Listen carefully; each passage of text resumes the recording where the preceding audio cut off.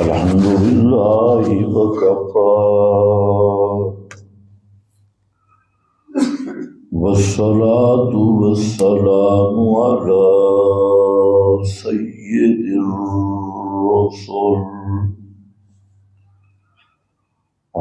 سيد الرسل وخاتم الأنبياء.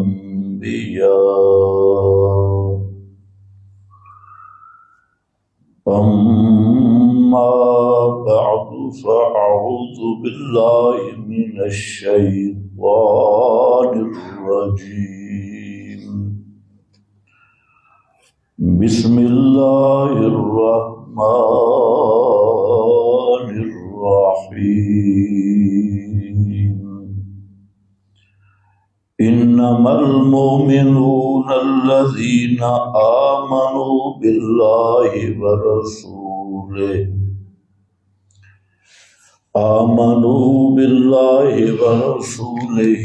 ثم لم يرتابوا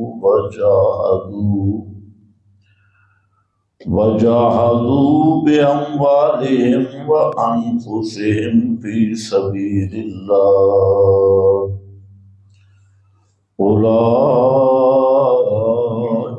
هم الصادقون. سبحان ربك رب العزة عما يصفون وسلام على المرسلين والحمد لله رب العالمين.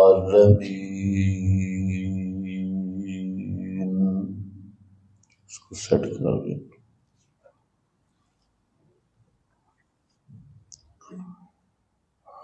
انتہائی قابل قدر بزرگوں اور بھائیوں، آپ حضرات کی خدمت میں سورۃ الحجرات اور آیت نمبر 15 تلاوت کی ہے. اس آیت میں اللہ رب العزت نے خالص ایمان کی حقیقت بیان کی اور اصل مومن کی پہچان ذکر کی.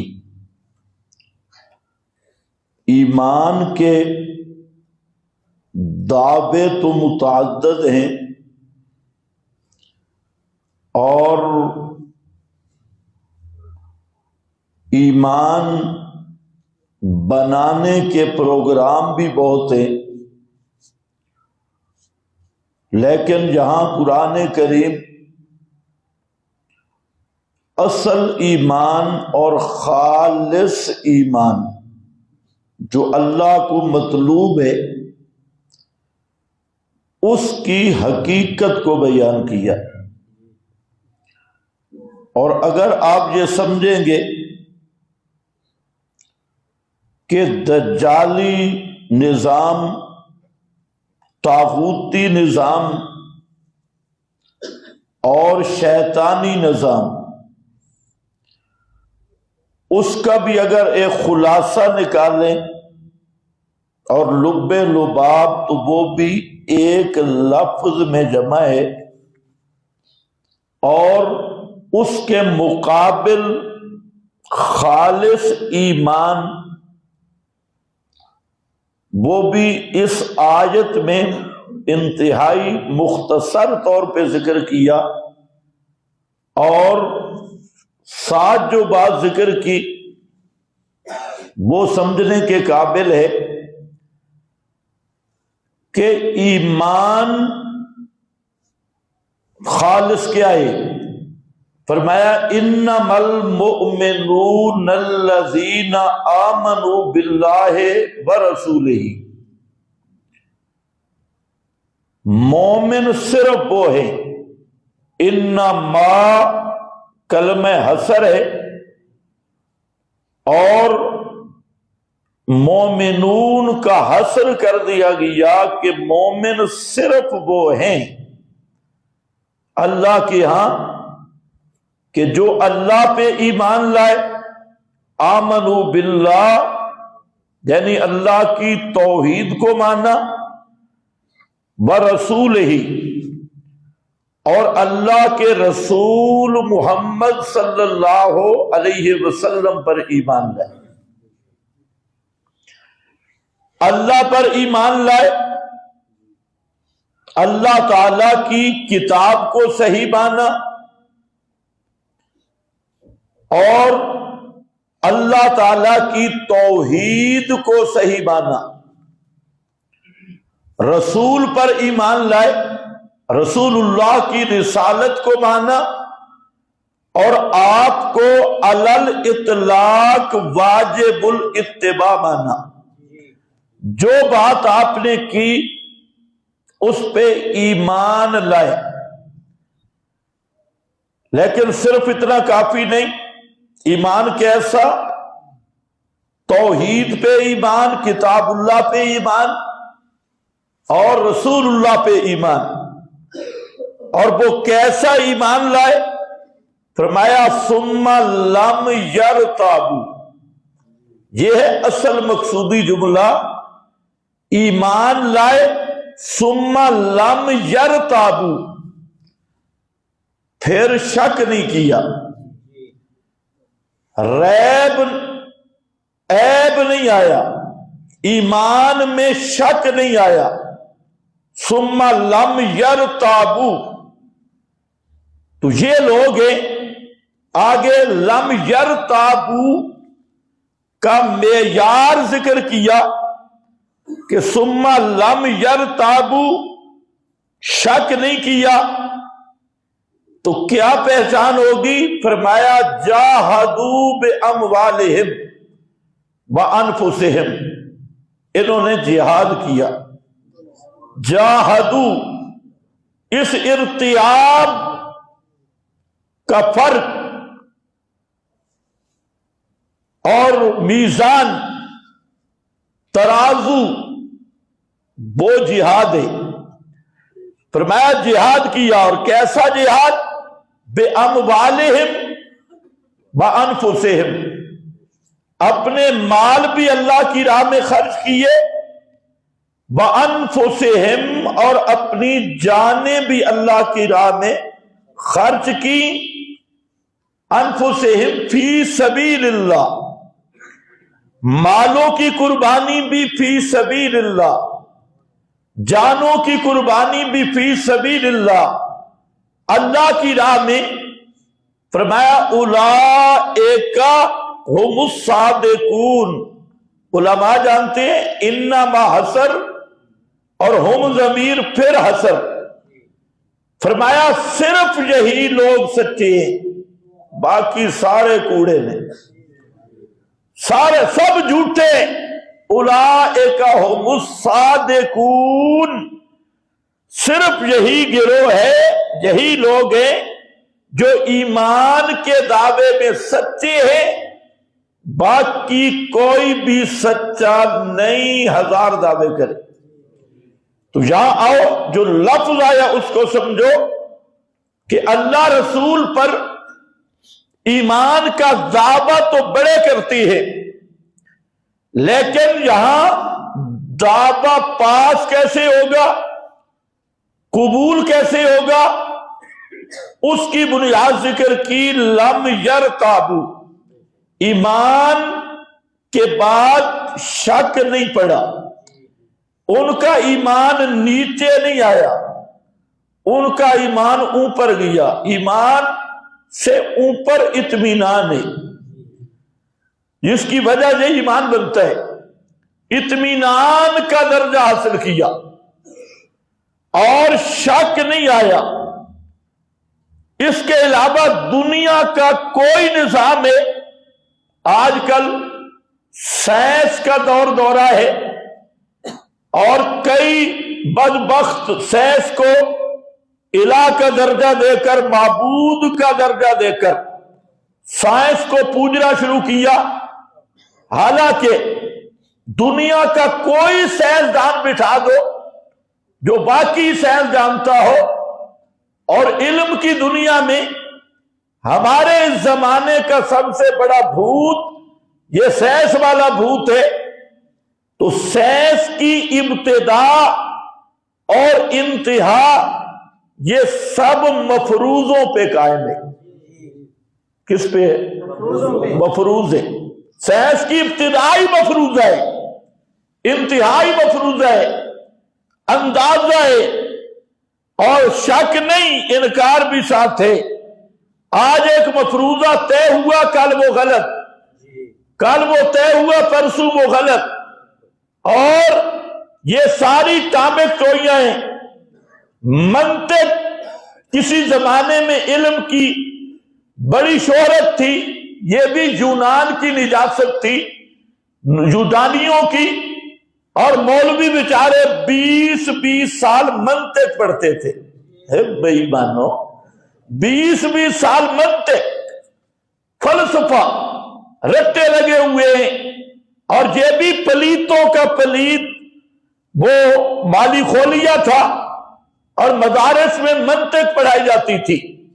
ہندوستان کے سارے مدارس، ایران کے سارے، عربستان کے مدارس، بڑا مولوی وہ ہوتا تھا جو بڑا منطق پڑھا ہوا ہو، بو علی سینا، ارسطا تالیس، اس کے سارے خرافات۔ اور وہ منطقی کیسے ہے؟ کبھی آپ نے بلی کو دیکھا ہو تو بلی نیچے مراقبے میں بیٹھی ہوتی ہے، یک دم اسے خواب آتا ہے، اور خواب میں چوہے نظر آتی، آنکھیں بند کر کے بالکل منطقی ملا اور بلی کے اس خواب میں کوئی فرق نہیں ہوتا۔ تو ساری زندگی منطق پڑھی۔ آپ اندازہ کریں، ہندوستان میں حضرت شاہ ولی اللہ محدث دہلوی سے پہلے حدیث کی صرف ایک کتاب تھی، مشارق الانوار، ابو الحسن ندوی کی تاریخ دعوت و عزیمت، ایک پوری جلد ہے حضرت شاہ ولی اللہ محدث دہلوی پر۔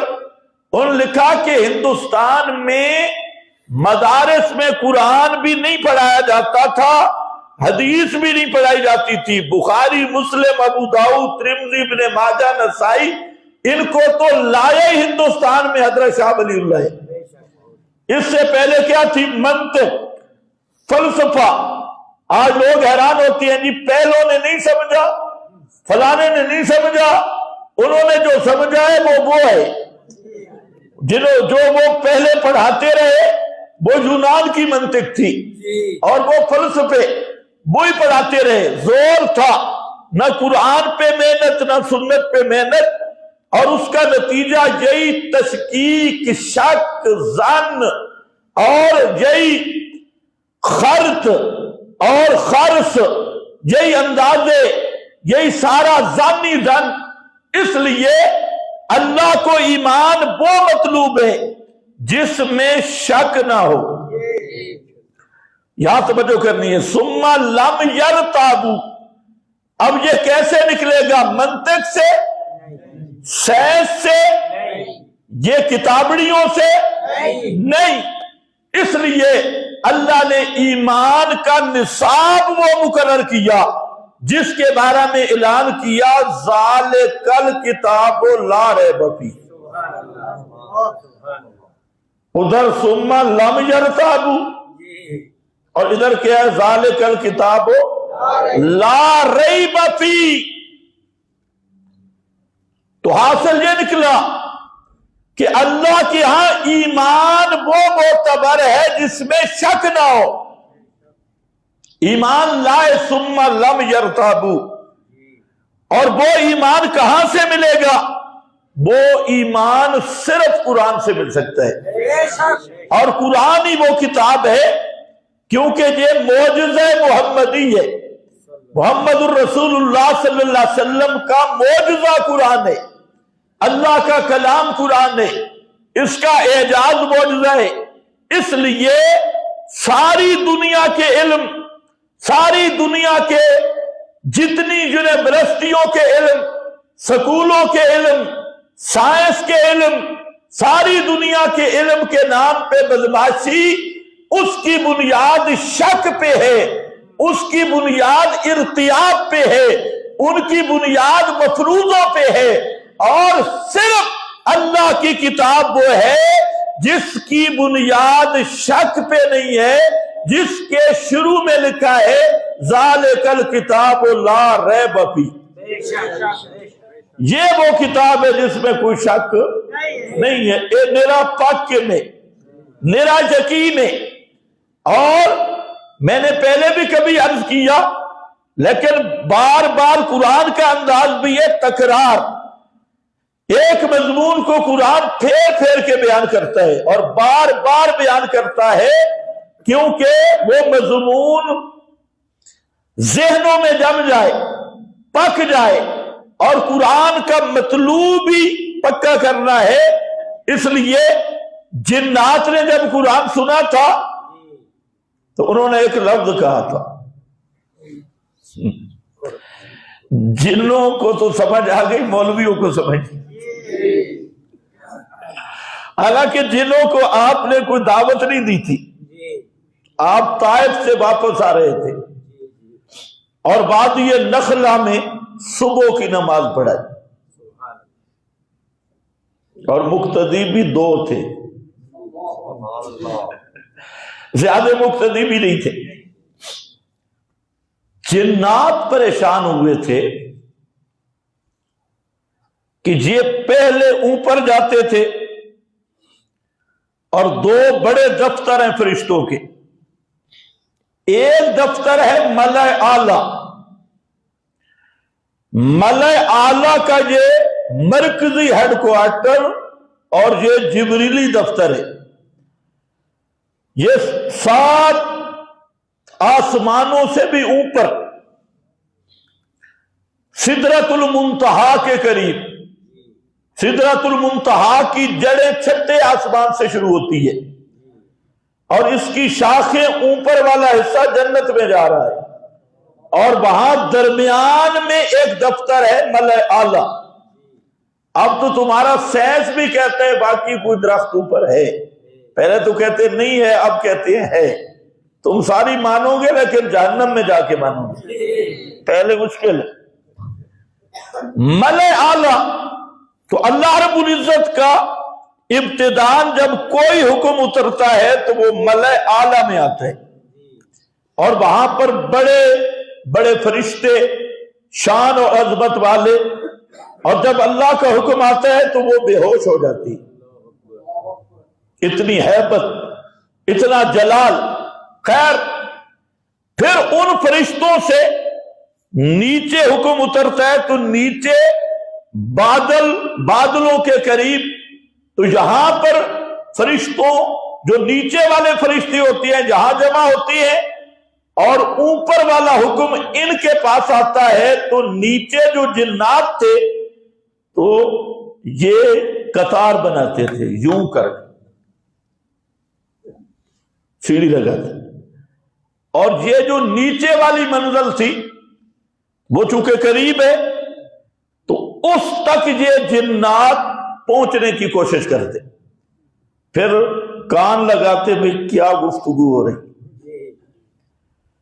پھر کوئی ایک آدھ بات سنی، 100 جھوٹ ملایا، اور نیچے بیٹھا ہوا تھا عامل صاحب، جیسے آج کل حق خطیب پیر لعین اس طرح کے شیاطین، وہ نیچے بیٹھے ہوتے تھے کاہل، وہ ان کے کان میں بڑ بڑ کرتے تھے کہ اوپر فرشتوں کی مجلس میں یہ بات ہو رہی ہے، ایک سچ تے 99 جھوٹ، وہ سارے ملاتے۔ اب نیچے جو بابا تھا کاہن اور نجومی، تو وہ جب بات کرتا اور 100 میں سے ایک بات بھی ٹھیک نکل آتی تو لوگ جلوس کر دے سب کہ ہاں بابا جانتا ہے کہ نہیں جانتا، بابے کو پتہ لگتا ہے کہ نہیں، بابا غیب دان ہے یا نہیں، بابے نے فلانی بات کی تھی اور وہ پوری ہوئی ہے یا نہیں. تو یہ ایک نظام چل رہا تھا. وہ اس وقت کے بابے جو تھے ان پر کچھ نہ کچھ آ رہا تھا اور وہ اوپر سے آ رہا تھا. لیکن آج کے جو بابے ہیں یہ اس سے بھی معلوم ہو گئے. وہاں وہ بابوں کو فرشتوں کی بعض باتوں کا پتہ چلتا تھا جنات کے ذریعے. لیکن جب اللہ نے قرآن نازل کرنا شروع کیا تو پورے ایریے پہ اپنی پاک فوج خطرہ تو لگتا ہے، چلو اس لفظ کو چھوڑ دو، فرشتوں کو مسلط کیا. فرشتوں کی فوج کو مسلط کیا. کیونکہ آج کل پاک کہنے سے بھی ڈر لگتا ہے. کوئی پاک سے پلیت، نیچے والے پلیت ہی نہ سمجھ لیں. وہ اوپر واقعی پاک ہے، یہ نیچے والے پلیت ہے. بہرحال وہ جو تھی مقدس فوج اور فرشتوں کا وہ پیرا لگ گیا. اب کوئی جن اوپر جاتا تو اوپر سے مار پڑتی. تو جنوں نے میٹنگ کی، بھئی یہ کیا نیا مسئلہ پیش ہے، پہلے تو کبھی نہیں ہوا تھا. انہوں نے جماعتوں کی تشکیل کی. ایک جماعت گشت کرتی ہوئی بھئی پتہ کرے کہ دنیا میں کون سا بڑا حادثہ پیش آیا. تو ایک گشتی جماعت چلتی، ویسے بڑی خوش قسمت جماعت تھی، وہ چلتے چلتے اس وادی نخلا میں جا پہنچے. اچھا یہ جن وہ تھے کہ جو پہلے یہودی مولویوں کے ساتھ رہے تھے اور انہوں نے تورات سنی ہوئی تھی، پھر عیسائی پادریوں کی باتیں بھی سنی ہوئی تھی، مذہبی جن تھے. وہاں جب گئے تو نبی کریم علیہ السلام تلاوت کر رہے تھے. لمبی بات ہے. یہ گئے، تلاوت ہو رہی ہے. اب وہاں انہوں نے بہت اچھا کام کیا. جب تلاوت کانوں پہ پڑی نا، انہوں نے قرآن کا ادب کیا. جو ہی کانوں پہ پڑی تو غیر مقلد نہیں بنے. انہوں نے کہا بھی چپ کر کے سنو، انصتو، قرآن پڑھا جا رہا ہے. یہ ادب ہے قرآنی. اس لیے جب جبریل پڑھتے تھے تو نبی کریم علیہ السلام کو اللہ نے فرمایا میرا پیغمبر جب جبریل قرآن پڑھے نا تو لا تحرک بہ لسانک، جبریل پڑھے تو آپ نے زبان کو حرکت بھی نہیں دینی، آپ نے سننا ہے. جبریل پڑھے تو محمد مصطفیٰ کو ساتھ پڑھنے کی اجازت نہیں. پتہ نہیں تمہیں سمجھ آئیے ہاں آئے گی انشاءاللہ. جبریل پڑھ رہا ہے، پیچھے محمد مصطفیٰ ساتھ ساتھ پڑھ نہیں سکتے. ایسا بھی لا تحرک بھی لسانک. حضرت عبداللہ بن عباس نے مانا کیا انصت، انصت وہی انصات. تو اور پھر یہی ادب قرآن نے بیان کیا جب امام پڑھے تو مقتدیو تمہیں پڑھنے کی بھی اجازت نہیں. اذا قرئ القرآن فاستمعوا له وانصتوا لعلکم ترحمون. اور یہ میرا معنی نہیں، یہ محمد مصطفیٰ نے خود معنی کیا. جب قرآن پڑھا جائے تو کس نے خاموش ہونا ہے؟ کون قرآن پڑھنے والا ہو؟ مسلم شریف میں حضرت ابو موسیٰ اشعری رضی اللہ تعالیٰ عنہ کی حدیث ہے، فرمایا علمنا صلاتنا، نبی کریم علیہ السلام نے ہمیں نماز سکھائی. پتہ نہیں غیر مقلدوں نے کس سے سیکھی ہے.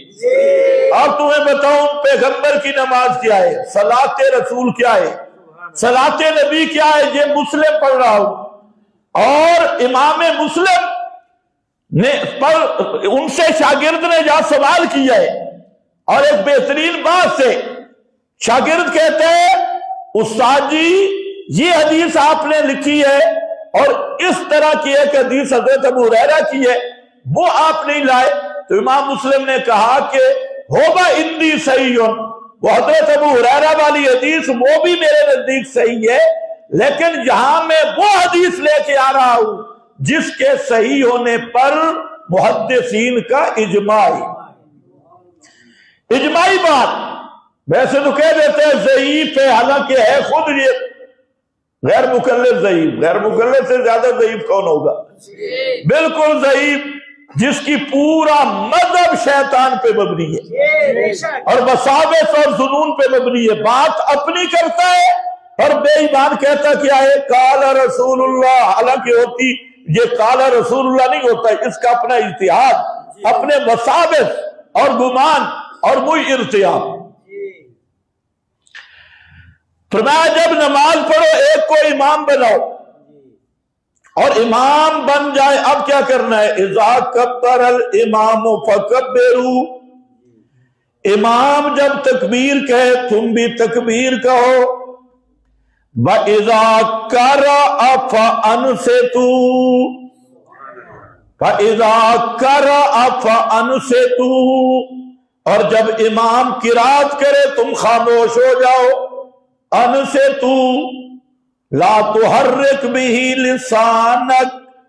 انصت اب تمہیں پڑھنے کی اجازت نہیں، خاموش ہو کے کھڑے رہو. وَإِذَا قَالَ الْإِمَامُ غَيْرِ الْمَغْضُوبِ عَلَيْهِمْ. یہ سورہ یاسین میں ہے نا؟ غیر المغضوب علیہم ولا الضالین.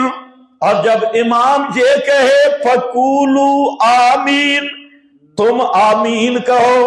یہ پیغمبر کی بتلائی ہوئی نماز ہے. امام تکبیر کہے تم تکبیر کہو.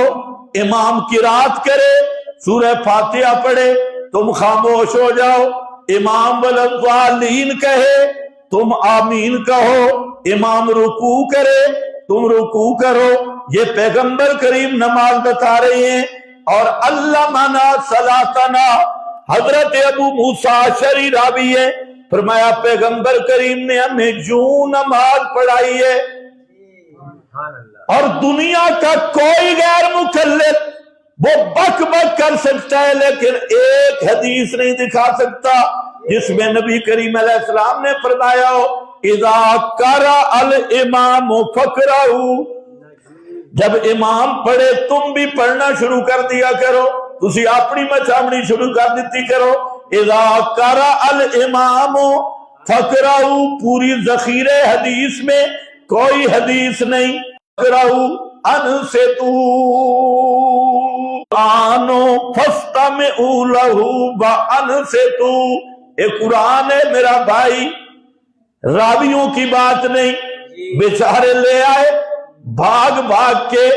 ایک غیر مقلد کو میں نے کہا بخاری مسلم بڑا نام لیتا ہے، بخاری کا مسلم کا پوری دنیا غیر مقلدیت الٹی لٹک جائے اور بخاری مسلم سے صرف ایک حدیث لائے جس کا یہ ترجمہ ہو کہ اگر مقتدی فاتحہ نہ پڑھے تو مقتدی کی نماز نہیں. لاؤ بخاری سے، لاؤ مسلم سے. صرف لوگوں کو دھوکہ دیتی ہو وکٹورین نسل، اور صرف بک بک کرتی ہو بخاری بخاری. بخاری میں ایک حدیث نہیں کہ مقتدی فاتحہ نہ پڑھے تو مقتدی کی نماز نہیں. میرے نبی کا فرمان بخاری میں نہیں، مسلم میں بھی نہیں ہے. اور جب وہ بخاری مسلم سے نکل گئے تو محمد بن اسحاق مل گیا. محمد بن اسحاق جیسا راوی مل گیا. وہ راوی تمہیں مبارک اور ہمیں اللہ کا قرآن مبارک. محمد بن اسحاق کی سنگت کر کے جاؤ جہنم میں یا اور کسی طبقے میں جاؤ. بخاری کی حدیث حضرت ابو بکرہ میرے نبی کا صحابی ہے، پیغمبر کریم رکوع میں کھڑے ہیں، رکوع میں کھڑے ہیں اور حضرت ابو بکرہ رکوع میں شامل ہو گئے.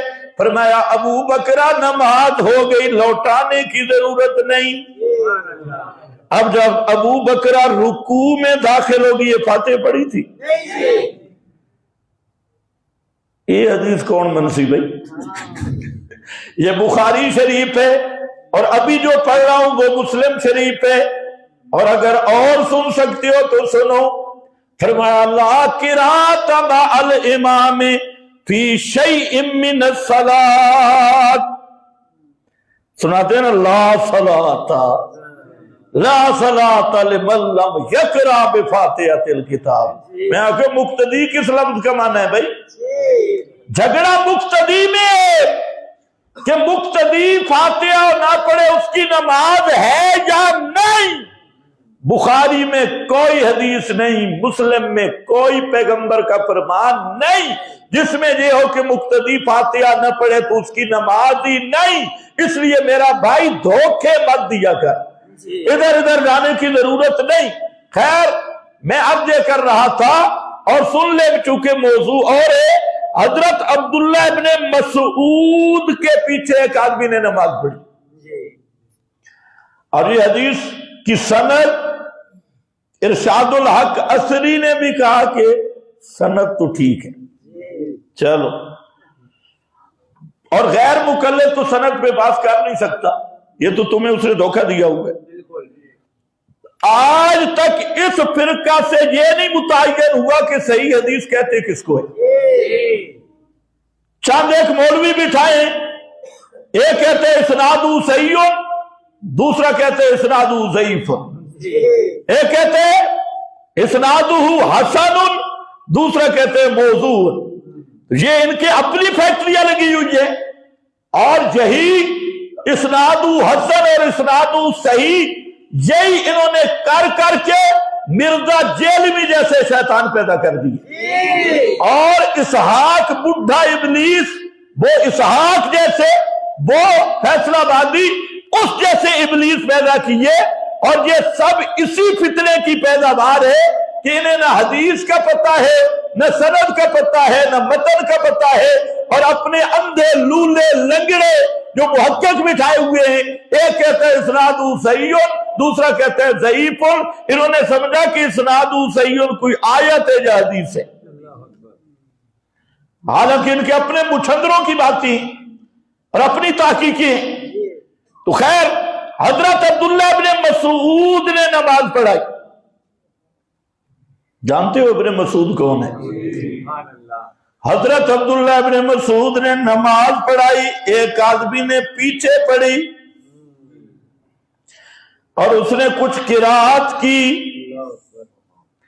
حضرت عبداللہ ابن مسعود کو غصہ آیا اور لفظ ذرا سنو، کہنے لگے اما آن لکم ان تعقلوا، اما آن لکم ان تفہموا، اور کب تمہیں عقل آئے گا، کب تمہیں فہم اور سمجھ آئے گی.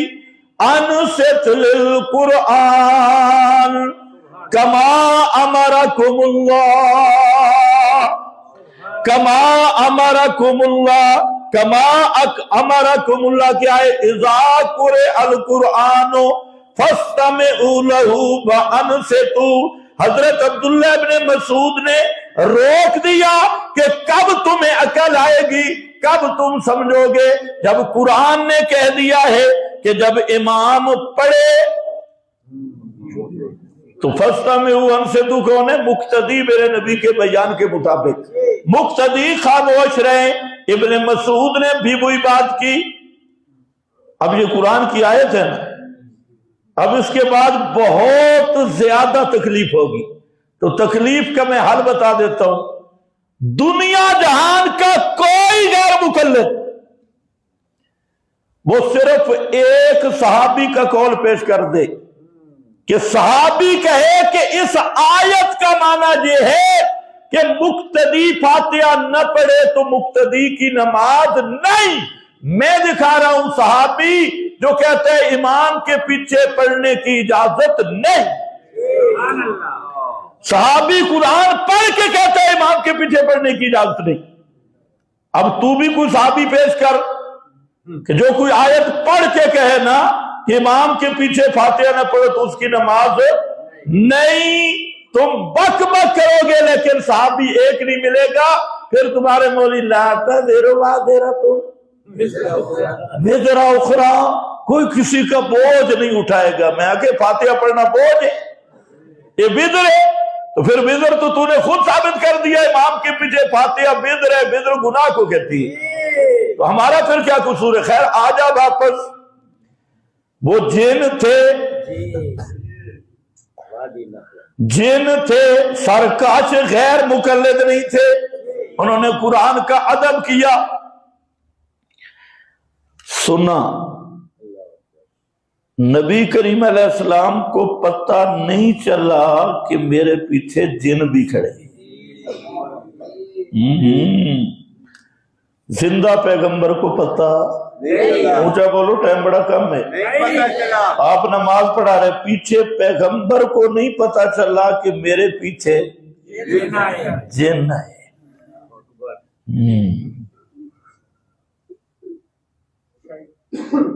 اچھا چلو سمجھ گئے آپ، بہت سخت جملہ آ رہا تھا میں نے روک لیا، تو خیر آ جائے گا۔ جن واپس ہوئے، راستے پہ انہوں نے گفتگو کی، سبحان اللہ، قرآن سن کے تبصرہ کیا۔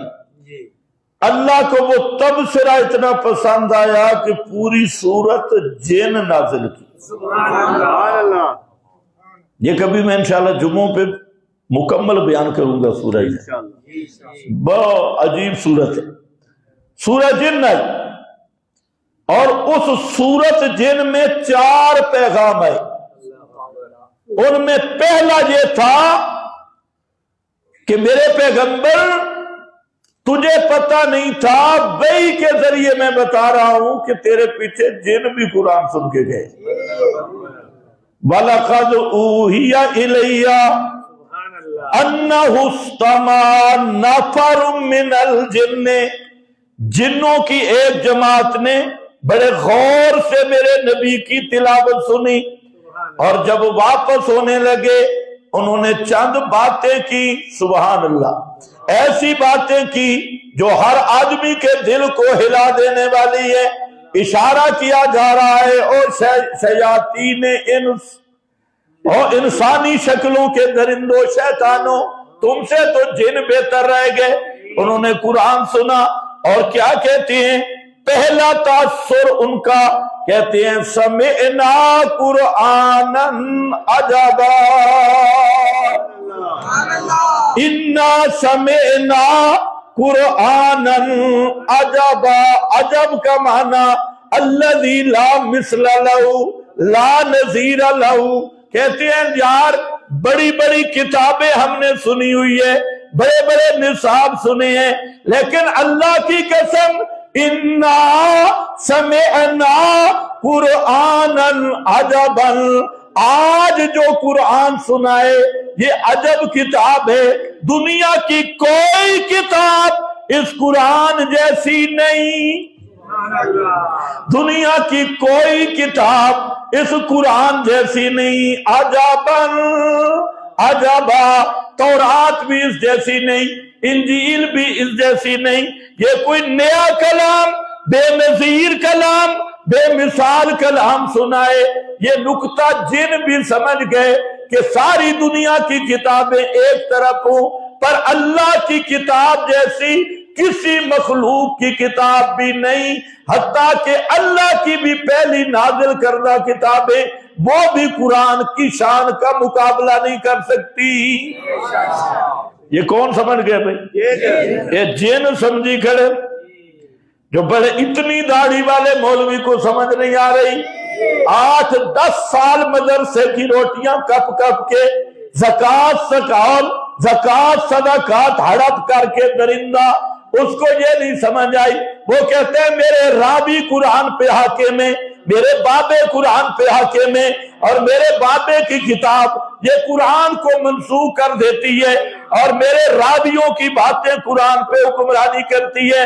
نہ میرا بھائی، جنات کا یہ تاثر میرے رب کو پسند آیا، اور پہلا نقطہ بیان کیا، عجباً،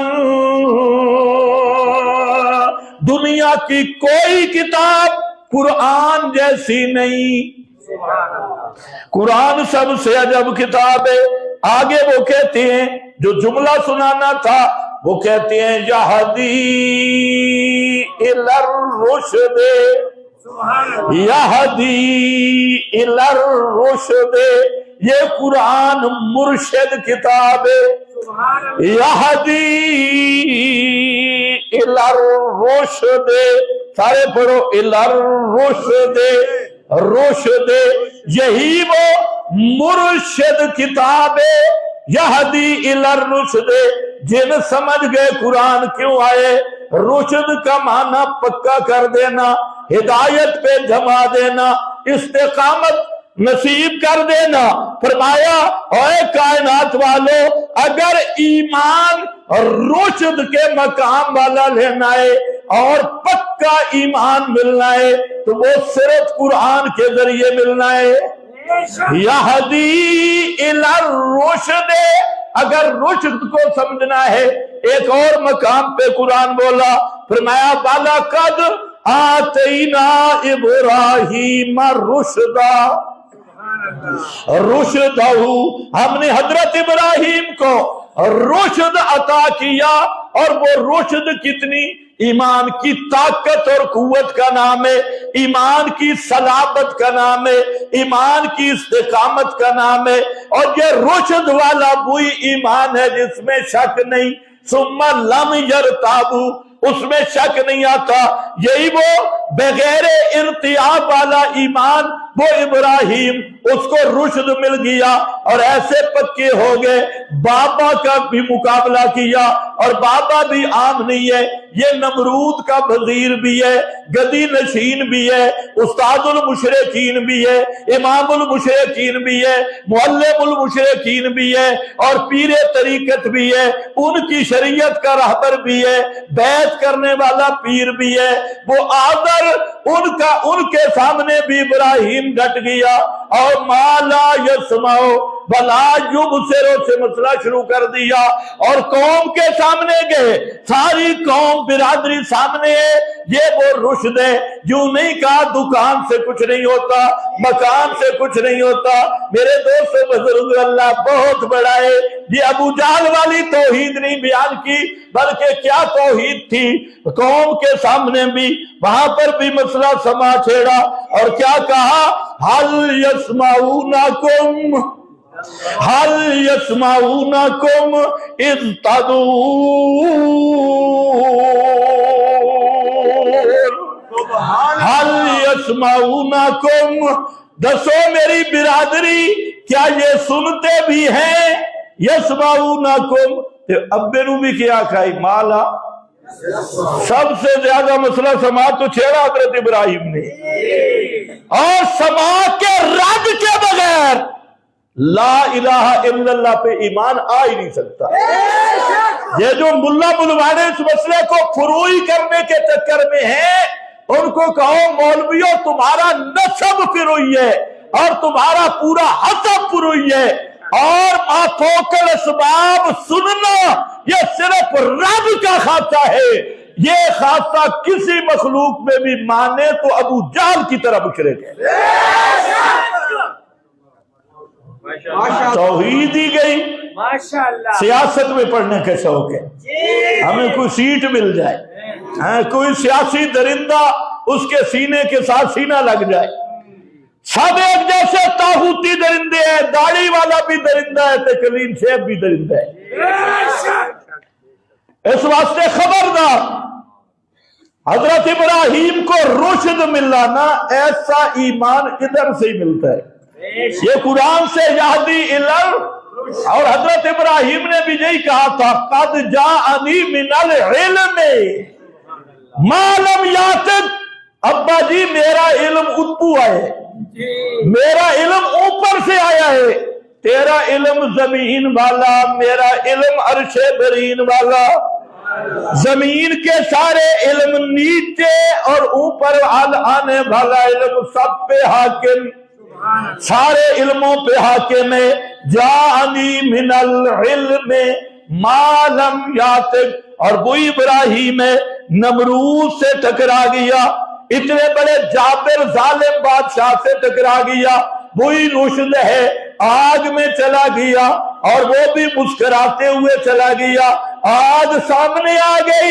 یہ رشد ہلنے نہیں دیتا، اور یہی رشد ملا تھا جن کو قرآن کہتا ہے اولئک هم الراشدون۔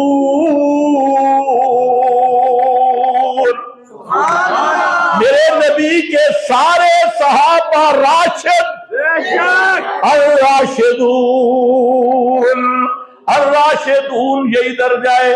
اور اگر پہلی امتوں کی طرف جائے تو ایک ابراہیم نبیوں کا ایمان، اس پہ رشد کا اطلاق ہوا، اور اصحاب کہف جو اولیاء اللہ تھے وہاں رشد کا اطلاق نہیں ہوا، وہاں کیا ہوا؟ ربطنا علی قلوبہم، وہ ربط القلوب کا درجہ تھا، وہ بھی لفظ تو رشد کا نہیں آیا، لیکن ایمان غیر متزلزل تھا۔ میں عرض کر رہا تھا اللہ کو وہ ایمان مطلوب ہے آمنوا ثم لم یرتابوا، اس طرح کا ایمان ہو جس میں کبھی شک نہ ہو، اور جب شک نہیں ہوگا تو اب ہوگا جاہدو، جہاد تب ہوگا کہ ایمان میں شک نہیں ہوگا اور ایمان پکا ہوگا، اور دنیا کا ہر نظام وہ شک پہ مبنی ہے، مفروضوں پہ مبنی ہے، اور قرآن جو ایمان بتا رہا ہے یہ ہے وَجَاهَدُوا بِأَمْوَالِهِمْ وَأَنفُسِهِمْ فِي سَبِيلِ اللَّهِ۔ ایمان پکا ہے، پھر اللہ کے راستے میں خرچ کرنے میں بھی لذت آتی ہے۔ اپنا جائزہ بھی لے لو، اگر ایمان پکا ہے نا لم یرتابو، پھر جب جیب سے آدمی پیسہ نکالتا ہے نا اللہ کی توحید کے لیے تو سینے میں ٹھنڈ پڑتی، اور اندر کام ہو گڑبڑ، ایمان ہو لیکن لم یرتابو نہ ہو تو اس کا نام نفاق ہے۔ پھر اللہ سب کو محفوظ رکھے۔ پھر 100 روپیہ ہی اگر مسجد کے لیے نکل جائے یا دین کے لیے نکل جائے تو رات بسترے پہ پڑے ہوئے بھی فتوے سے پڑھ دے یار 50 تھا نہیں 100 چلا گیا، رات کو بھی 100۔ حالانکہ مومن وہ ہے سبحان اللہ اللہ کے راستے میں دینے پر اسے لذت آتی ہے، کہتے ہیں اللہ شکر ہے تو نے توفیق دی ہے، اور یہ تیری توفیق سے ہوتا ہے۔ انفسہم، اپنی جانوں کے ساتھ، لیکن دینا کدھر ہے؟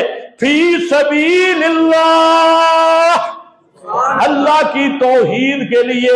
پیغمبر کریم نے خود فرما دیا فی سبیل اللہ کا معنی لِإِعْلَاءِ کلمۃ اللہ، اللہ کی توحید کی سر بلندی کے لیے۔ یہ ہے اولئک ہم الصادقون،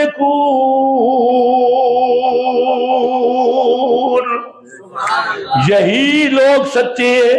اور یہ راز کسی کو سمجھ نہیں آتا کہ ایمان جب پکا خالص اور کھرا ہوتا ہے پھر دنیا پہ پوری تاریخ رقم ہو جاتی ہے۔ شام کو دیکھ لو، غزہ کو دیکھ لو، حیرانگی کی بات ہے۔ اب جو شام کی جیلوں سے ہسٹریاں آ رہی ہے، تاریخ آ رہی ہے، 60 سال کے قریب 54 سال کے قریب کا ظالمانہ دور، اور یہ بشار الاسد ملعون، یہ لانتی اور اس کا باپ، یہ دونوں یہودیوں کے ایجنٹ، انہوں نے مسلمانوں پہ وہ ظلم کیے، یہ وقت کے فرعون تھے۔ آپ ذرا میڈیا پر وہ جو ان کی چند جیلیں ہیں ان کے حالات دیکھیں، اور میں حیران ہوں امریکہ کی طرف دیکھنے والے، انسانی حقوق کی طرف دیکھنے والے، یہ سارے بے غیرت سوئے ہوئے تھے۔ 54 سال تک ان جیلوں میں وہ درندگی کی جاتی رہی کہ فرعون نے بھی وہ ظلم نہیں کیے جتنا اس بشار الاسد جیسے لانتی اور ایرانی کتے نے اور اس یہودی خنزیر نے مسلمانوں پہ ظلم کیے۔ آج دنیا حیران ہے آج کافر بھی وہ بھی تڑپ رہا ہے کہ اتنے ظلم. میں نے کہا کہاں گئی تمہاری NGOز، کہاں گئی تمہاری حقوق انسانی تے ہیومن رائٹس تے فلانے تمہارے مفروضے؟ اے لعنتیو، تمہیں خطرہ تب ہوتا ہے جب کوئی مسلمان خوشحال ہونے لگے، تمہارے ساری تنظیمیں وہ حقوق انسانی والی اور ہیومن رائٹ کے مقالے والے وہ سارے جمع ہو جاتی ہیں. 54 سال کی یہ ظلم کی داستان. مشینیں رکھی ہوئی تھی، مشینیں جو انسان کو پیس دیتی تھی، اور اس کا جو خون جمع ہوتا تھا اس کے لیے پرنالے تھے، خون کی پورا نالا بہتا تھا.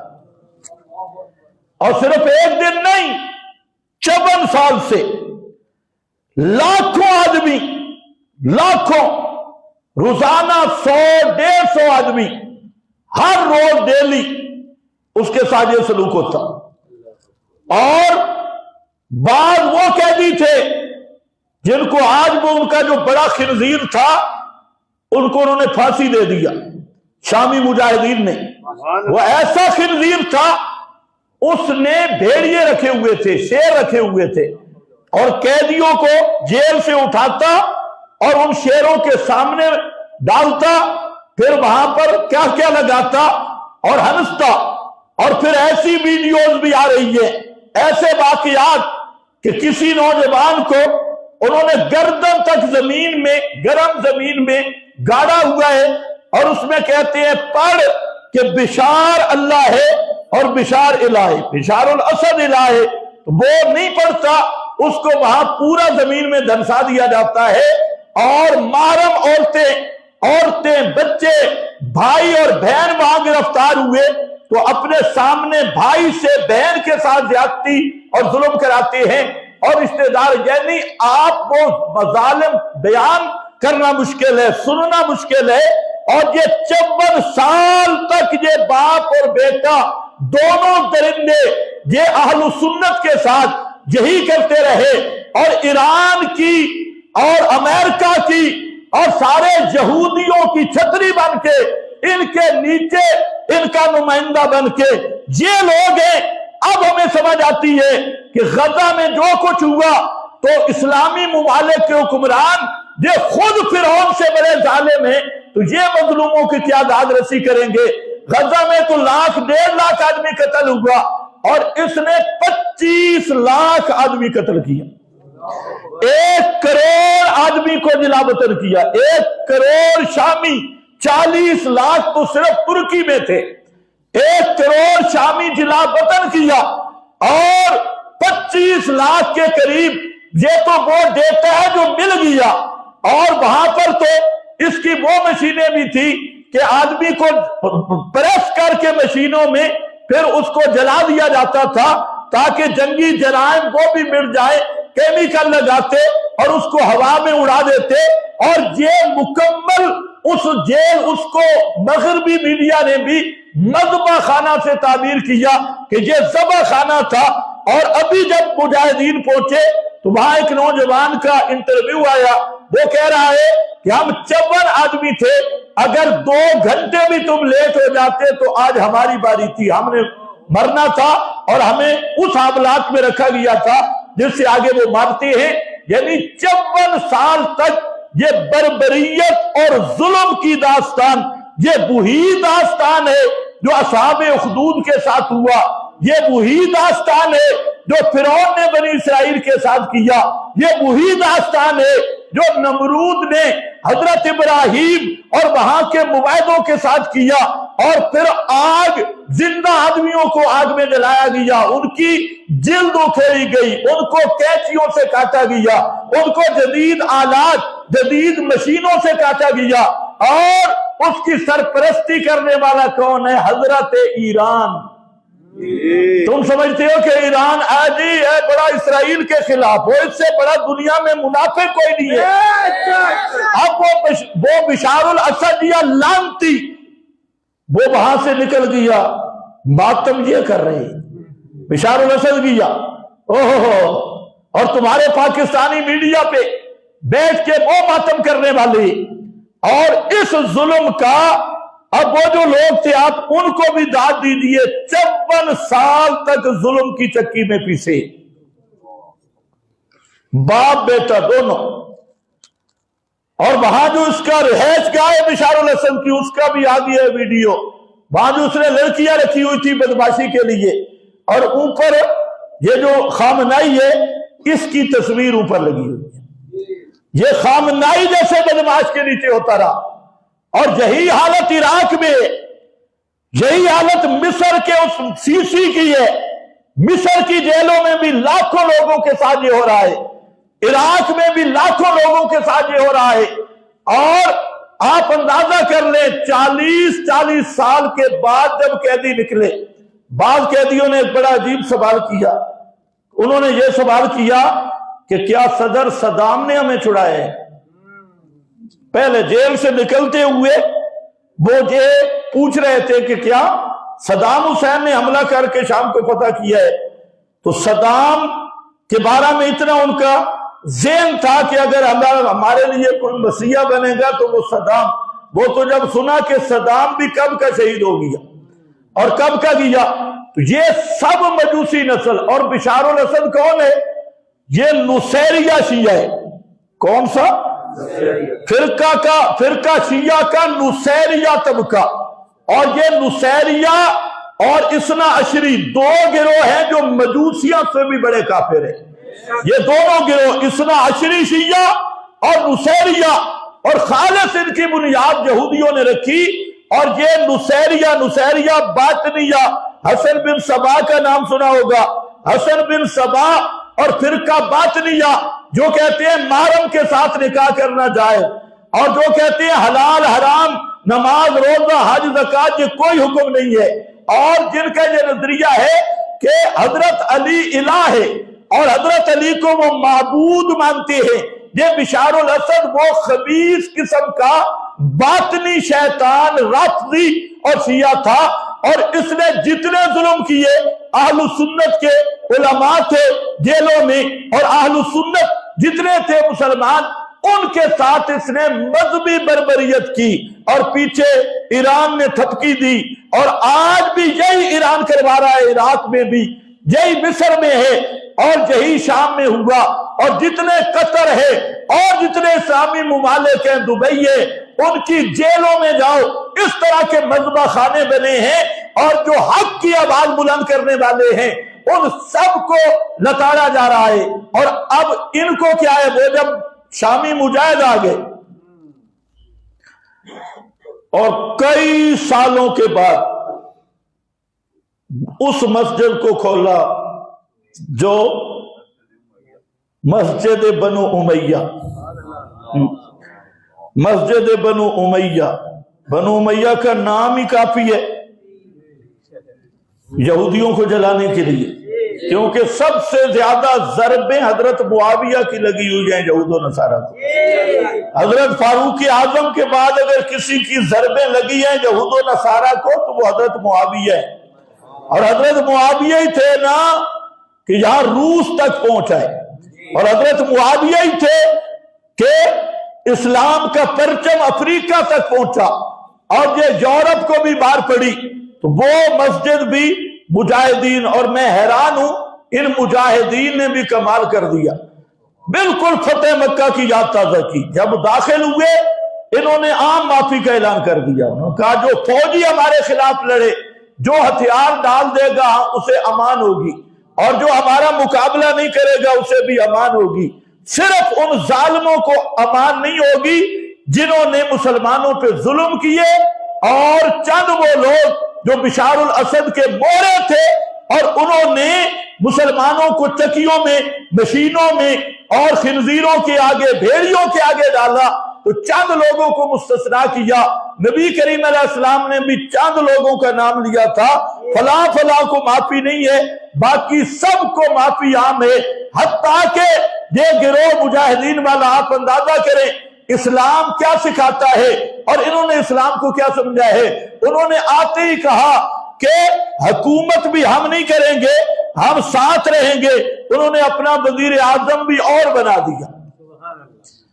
उस जोलानी को वजीर आजम भी नहीं बनाया, और पहले वजीरों को भी माफी, महकमे वालों को भी माफी।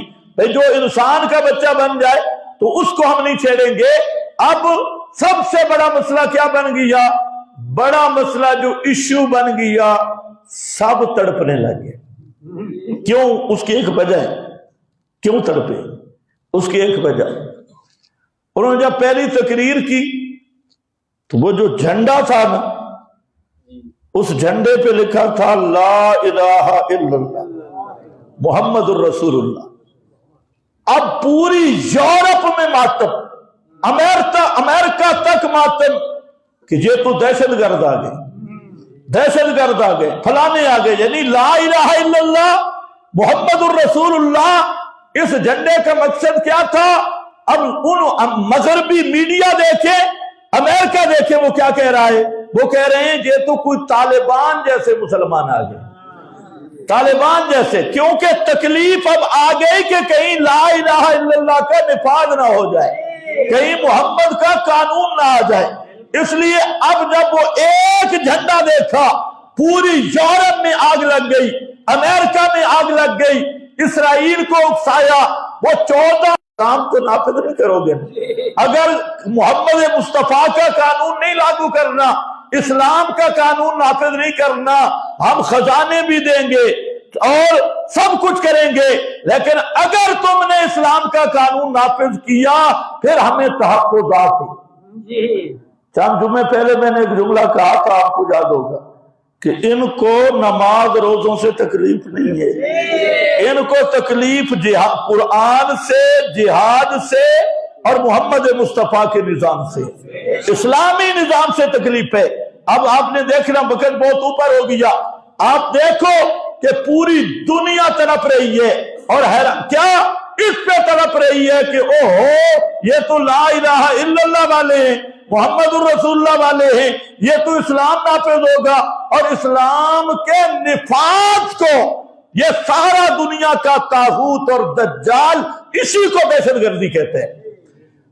दहशतगर्दी की कोई दुनिया में तारीफ नहीं जो इस्लाम की बात करे, कानून की बात करे, जिहाद की बात करे, कुरान और सुन्नत के कानून के निफाज की बात करे, तो यही इब्लीस के बच्चों को दहशतगर्द नजर आता है और यही इंतहा पसंद नजर आता है।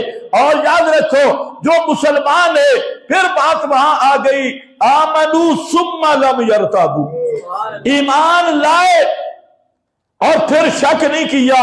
और इन जालिमों ने कभी देखा नहीं, जितने रहमत वाले कानून कुरान के हैं, जितने रहमत वाले कानून मुहम्मदी निजाम के हैं, दुनिया का कोई कानून, कोई निजाम अदल इस्लाम के सलामती वाले निजाम अदल का मुकाबला नहीं कर सकता। ये या डरे हुए हैं या इनकी ख्वाहिश और हवाए नफ्स यही चाहती है कि मुसलमान हूं लेकिन लम यरताबू वाले ना हूं, सारे शक्की मुसलमान हूं, ऊपर से अंदर से कहें कि हम मुसलमान, जुबान पे कलमा हो लेकिन रोब हमारा हो। और जिसके दिल में ईमान आ जाता है फिर वो असलों से भी नहीं डरता, मादी कुव्वतों से भी नहीं डरता, उसका नारा ये होता है अल्लाह के सिवा कोई इलाह नहीं। ये डर उस वक्त तक होता है जब ईमान में शक रहता है। तो ईमान पक्का करने वाली किताब यादी इलर रुश्द, यादी इलर रुश्द, मजमून तो जहां से शुरू हुआ है, चलो इंशाअल्लाह फिर चलता रहेगा। बाखिर